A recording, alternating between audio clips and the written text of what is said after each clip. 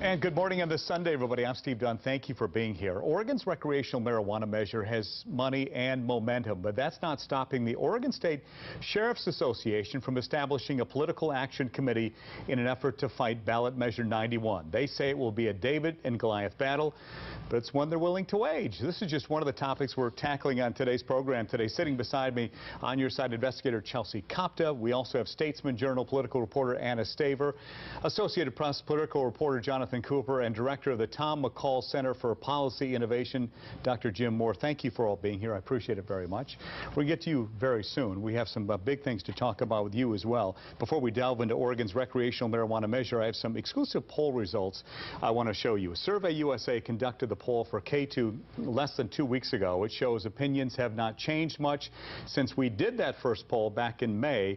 Currently, 51% of you say yes to legalizing pot, 42% say no, and 6% are not sure. Doesn't add up to 100% if you're counting at home, but that's because SurveyUSA rounds up all the numbers that aren't exact. The margin of error here, 4.2%. Here's the big question for you guys, though. Do the marijuana supporters, do they have this thing all locked up? Is 91 all locked up? Jim, what do you think? No, it is not.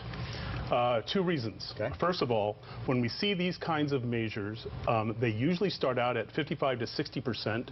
Then a campaign is launched, and people learn more about the measure, and that number drops. And it drops and it drops. And does it drop so that it loses is the question.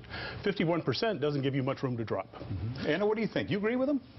I think it's too soon to tell. I mean, the supporters of legalizing recreational marijuana have a huge war chest. They've been raising about $1 million.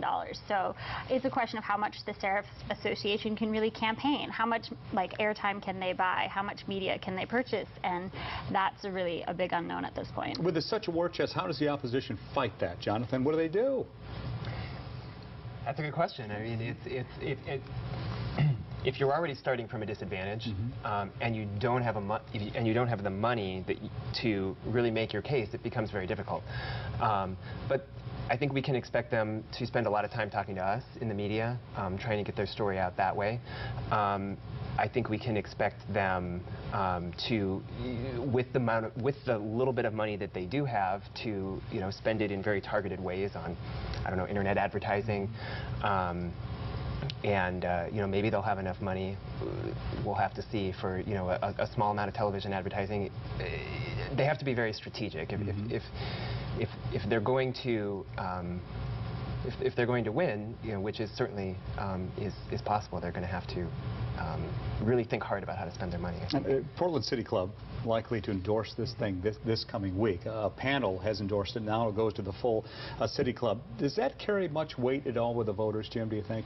It used to, but it doesn't anymore. But what will is virtually every group that has looked at this is in favor of it. And that is retired Supreme Court justices, that's groups like the City Club. The people who are mainly opposed to it are the law enforcement community. But even there's some who've broken away and say, no, I think we need to go here. So it's the bunch of the endorsements that's going to be really, really crucial for them to make the case. And mainstream endorsements. Yeah. For them to break out of the,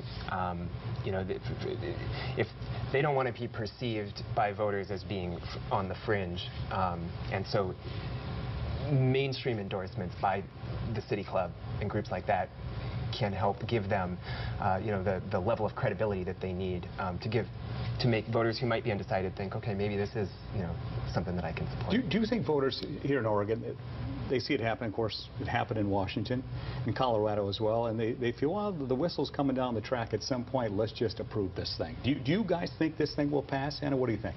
I'm not 100% sure. Right now, if I had to guess, I'm leaning towards it'll pass, but because it is a far cry from what we saw in 2012. In 2012, they couldn't get major support. They couldn't get mainstream support.